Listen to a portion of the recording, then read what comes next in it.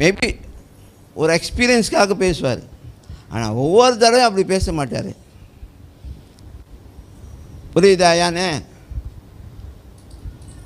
அப்படி அந்த மாதிரி பேசினான்னா உங்களுக்கு விசுவாசம் இல்லைன்னு அர்த்தம்.